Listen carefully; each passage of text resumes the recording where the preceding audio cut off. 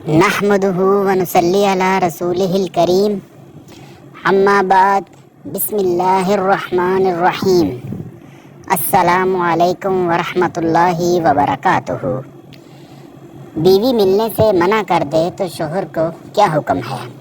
محترم ناظرین، کچھ لوگ ہفتے میں ایک بار اور کچھ لوگ ڈر کے مارے مہینے میں ایک بار ہی ہم بستری کرتے ہیں۔ یہ دونوں صورتیں نقصان دہ ہے۔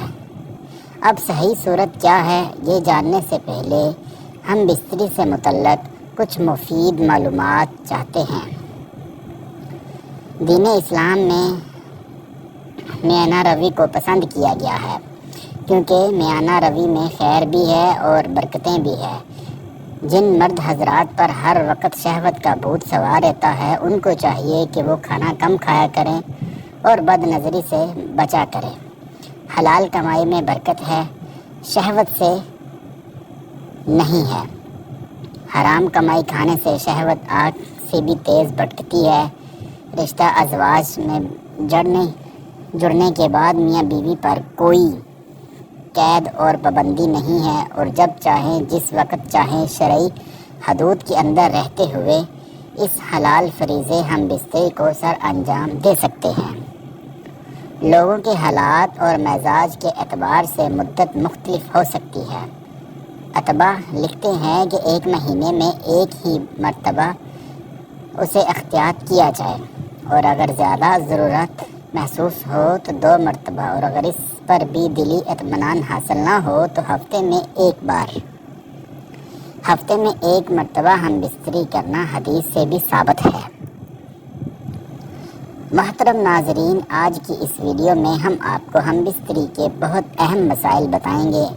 عموماً ہم بستری کے نام پر لوگ کسی شرعی مسئلے کو پوچھنے پر بھی بہت زیادہ شرم محسوس کرتے ہیں، جس کی وجہ سے مسئلہ معلوم نہیں ہوتا اور ہم ثواب کے بجائے گناہ میں مبتلا ہو جاتے ہیں۔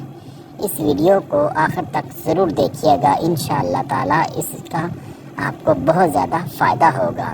ایک سوال کیا گیا کہ اگر بیوی شوہر کے پاس نہ آنے دے تو شوہر کو کیا کرنا چاہیے؟ ہم بستری کس کو کہتے ہیں؟ ہم بستری کہتے ہیں کہ شوہر اور بیوی تنہائی میں صحبت اختیار کریں یا ملاپ کریں، اسے ہم بستری کہتے ہیں۔ ہم بستری کے بہت سے نام ہیں، جیسا کہ جمع، صحبت وغیرہ۔ اس کی طلب اور خواہش اللہ جل شانہ نے ہر جاندار میں رکھی ہے، چاہے وہ انسان ہو یا جانور، کیونکہ یہ ایک فطرتی عمل ہے جس کے ذریعے انسان کی جسمانی ضروریات بھی پوری ہوتی ہیں اور اولاد کے ذریعے نسل بھی آگے بڑھتی ہے۔ اگر اس عمل کو ناجائز طریقے سے کیا جائے تو یہ زنا کہلاتا ہے، جو کہ بہت بڑا گناہ ہے۔ یعنی حلال اور جائز طریقہ یعنی نکاح کے ذریعے پورا کیا جائے تو اس عمل پر بہت زیادہ ثواب بھی ملتا ہے، کیونکہ اس کو آپ صلی اللہ علیہ وسلم کے فرمان کے مطابق اس کو صدقہ بھی کہا گیا ہے۔ محترم ناظرین، دین کے مسائل چاہے وہ حیا کے خلاف ہی کیوں نہ ہوں تو ان کو جاننے اور سمجھنے میں بالکل بھی شرم یا حیا نہیں کرنی چاہیے، بلکہ ان مسائل کو پوچھ لینا، جان لینا اور پھر ان پر عمل کرنا انسان میں حیا کو پیدا کرتا ہے۔ اگر انسان شرم و حیا کی وجہ سے ان مسائل سے دور رہے گا اور کسی سے نہ پوچھے گا تو یہ خطرہ ہے کہ وہ اسلامی مسائل سے دور ہو کر گناہ میں نہ پڑ جائے۔ چاہیے یہ کہ مسائل حیا کے خلاف ہی کیوں نہ ہوں مگر ان کو جان لینا بہت ضروری ہے۔ شوہر اپنی بیوی سے ہم بستری تنہائی میں کسی بھی وقت کسی بھی ٹائم میں کر سکتا ہے، لیکن کچھ وجوہات اور علامات کی بنا پر اپنی ہی بیوی سے ہم بستری کرنے کو منع بھی کیا گیا ہے۔ جیسا کہ بیوی اگر حیض کی حالت میں ہو تو شوہر اس سے ہم بستری نہ کرے۔ سورۃ البقرہ کی ایک آیت میں اللہ پاک نے ارشاد فرمایا، حیض کی حالت میں اپنی بیویوں کے قریب مت جاؤ یہاں تک کہ وہ پاک ہو جائیں۔ پہلی صورت میں یعنی بیوی جب حیض میں ہو تو اس سے ہم بستری مت کرو، لیکن حیض میں اس کے سونا، اس کا بوسہ لینا، اس سے لیٹنا، اس کے ساتھ کھانا پینا، بیٹھنا، یہ سب جائز ہے۔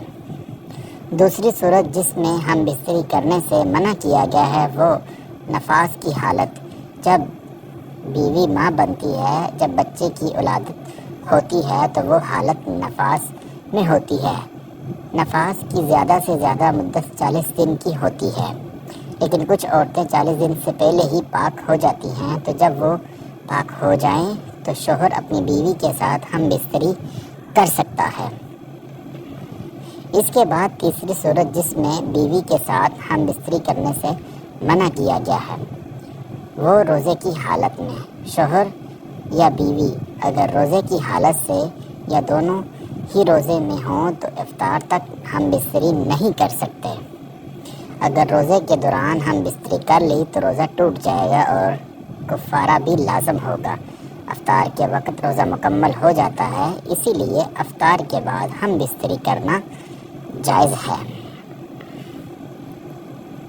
چوتھی صورت جس میں ہم بستری کرنے سے منع کیا گیا ہے وہ ہے حرام کی حالت۔ حج اور عمرہ کے وقت انسان حرام کی حالت میں ہوتا ہے تو اس وقت ہم بستری نہیں کرنی چاہیے۔ جب حرام کی حالت ختم ہو جائے تو پھر انسان ہم بستری کر سکتا ہے۔ پانچویں صورت جس میں ہم بستری کرنے سے منع کیا گیا ہے وہ دبر میں ہم بستری کرنا۔ دبر یعنی پچھلی شرمگاہ پخانہ کی جگہ۔ شوہر اپنی بیوی سے اگلی شرمگاہ میں جس طرح چاہے ہم بستری کر سکتا ہے، یہ اس کے لیے جائز ہے، لیکن دبر پچھلی شرمگاہ پخانہ کی جگہ میں ہم بستری کرنے سے سختی سے منع کیا گیا ہے اور یہ سخت گناہ ہے۔ آپ صلی اللہ علیہ وسلم کی حدیث کا مفہوم ہے کہ جو ایسا کرتا ہے اس پر لعنت ہے۔ چھٹی صورت ہے شرمگاہوں کا منہ میں لینا۔ یہ بھی ایک نہایت اور گندا عمل ہے، اس سے بھی انسان کو بچنا چاہیے کیونکہ یہ غیر مسلم یعنی کافروں کا طریقہ ہے۔ حدیث پاک میں ہے جو شخص کسی قوم کی مشابہت یا ان کا طریقہ اختیار کرتا ہے تو قیامت کے دن وہ انہی لوگوں میں سے اٹھایا جائے گا۔ اسلام کا یہ طریقہ نہیں ہے کہ میاں بیوی ایک دوسرے کی شرمگاہ کو منہ میں لے لیں، بلکہ یہ ایک غیر اخلاقی اور غیر مذہبی طریقہ ہے۔ محترم ناظرین، اب ہم آپ کو بتائیں گے کہ ہم بستری کرنے کا صحیح طریقہ کیا ہے۔ ہم بستری کرنے کا صحیح طریقہ یہ ہے کہ شوہر اور بیوی ایک دوسرے کے قریب آنے سے پہلے اپنے آپ کو صاف ستھرا کر لیں تاکہ دونوں کو ایک دوسرے سے تکلیف نہ ہو۔ اپنے منہ، جسم کی بدبو اور گندگی دور کرنے کی ہر ممکن کوشش کریں اور صاف ستھرے ہو کر ایک دوسرے کے قریب آئیں۔ ہم بستری کرنے سے پہلے دعا پڑھ لیں۔ ترجمہ: اللہ کے نام سے شروع کرتا ہوں، اے اللہ ہمیں شیطان سے بچا اور جو اولاد تو ہمیں عطا کرے گا اس سے شیطان کو دور رکھ۔ اس دعا کے پڑھنے سے آپ کو یہ فائدہ ہوگا کہ آپ کا یہ عمل ایک نیکی بن جائے گی اور آپ کو اس کا ثواب بھی ملے گا اور اس عمل کے دوران شیطان بھی آپ سے دور رہے گا اور اللہ تعالیٰ آپ کو جو اولاد عطا فرمائے گا وہ بھی شیطان سے محفوظ رہے گی۔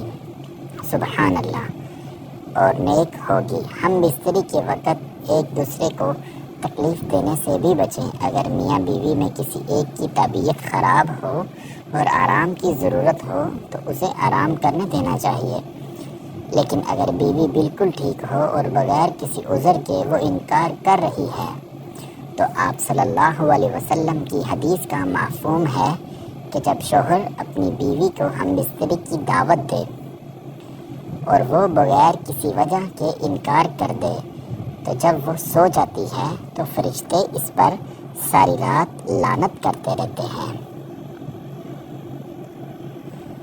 اسی لیے اگر کوئی مجبوری نہ ہو تو عورت کو چاہیے کہ اپنے شوہر کی اس خواہش کو پورا کرے۔ میاں بیوی جب تنہائی میں ملتے ہیں اور ان کے درمیان آپس میں جو کچھ بھی ہوتا ہے وہ اپنے دوستوں اور عزیزوں سے اس کو شیئر نہ کریں۔ اس بات کو سختی سے منع فرمایا گیا ہے۔ جب میاں بیوی ہم بستری کر کے فارغ ہو جائیں تو ان پر غسل واجب ہو جاتا ہے۔ اسی لیے اگر کوئی مجبوری نہ ہو تو ہم بستری کے بعد جلد سے جلد غسل کر لینا چاہیے تاکہ وہ پاکی کی حالت میں دوبارہ آ جائیں۔ غسل کے 3 فرائض ہیں جو بہت ضروری ہیں اور جن کے ادا کرنے سے انسان پاک ہوتا ہے، چاہے وہ انسان کسی بھی وجہ سے ناپاک ہوا ہو، غسل کر رہا ہو تو یہ فرائض ضروری ہیں۔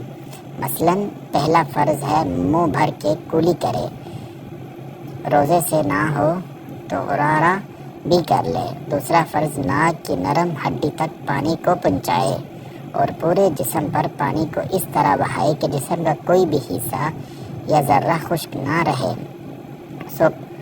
سوکھا نہ رہے۔ جب انسان یہ 3 فرائض ادا کر لیتا ہے تو وہ پاک ہو جاتا ہے۔ ایک سوال کیا گیا کہ ہمارے شادی کو 6 سال ہو چکے ہیں، اب میری بیوی مجھے ہم بستری کے لیے شرعی تقاضا قائم نہیں کرنے دیتی، اس حوالے سے شریعت کا کیا حکم ہے؟ نکاح کا مقصد ہے کہ ایک دوسرے کی ضروریات کو پورا کرنا اور ایک دوسرے سے سکون حاصل کرنا۔ یہ حقوق دونوں کے ذمے ہیں۔